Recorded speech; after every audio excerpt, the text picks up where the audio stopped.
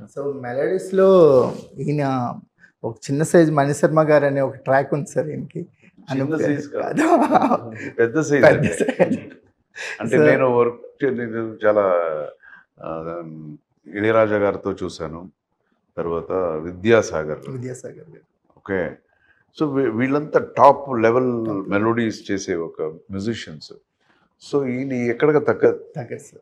తగ్గలేదు. స్ట్రీక్‌లో ఎస్ఏ రాజ్ కుమార్ యా గారు. He is very good in his job. He ఏం knows sir the job. Yes sir. ఏం సార్ ఒక చిన్న గ్యాప్ వచ్చిందా తీసుకున్నారా? క్యాప్ వచ్చింది, తీసుకోలేదు. కొన్ని యాక్చువల్లీ కొన్ని పెద్ద ప్రాజెక్ట్స్ అవ్వాల్సింది. సో వాటి కొరకు వెయిట్ చేసిన అన్ఫార్చునేట్ అవ్వలేదు. ఓకే. సో ఈ 2-3 ఇయర్స్ గ్యాప్ వచ్చింది యాక్చువల్లీ. సరే అంటే ఒక హై చూసాం 'గోపాల గోపాల' Yes. ఇలాంటివి చూసాము.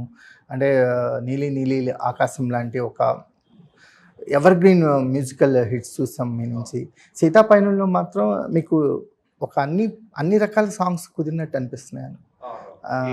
ఈ ఫిలింలో అంటే అట్లీస్ట్ ఒక 5 డిఫరెంట్ సిచ్యువేషన్స్ ఉన్నాయి. 5 సాంగ్ ఉంటే 5 సాంగ్ ఐదు కూడా different డిఫరెంట్ situations. జానర్ గా ఉంటుంది. ఎస్, ఎలాంటి డిస్కషన్స్ జరిగాయి సార్ మీ డైరెక్టర్ చాలా గారికి చాలా మీకు? చాలా లవ్లీ అంటే ట్రావెల్ అయితే నాది సార్తో.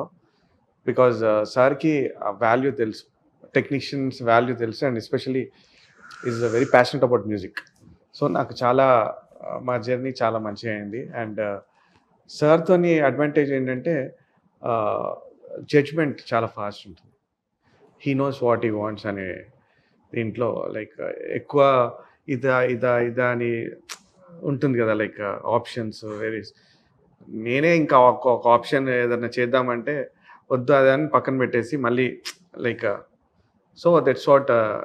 అండ్ ఈ సాంగ్స్కి రాసిన లిరిసిస్ట్ కూడా చాలా చాలా బాగా రాశారు. బోస్ గారు పాటలు రాశారు, 2 పాటలు, అండ్ కాసర్ల శ్యామ్ గారు రాశారు. అసలు sir.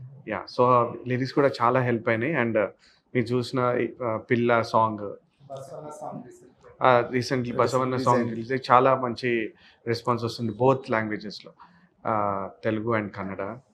So thanks to audience and lyricist and my director.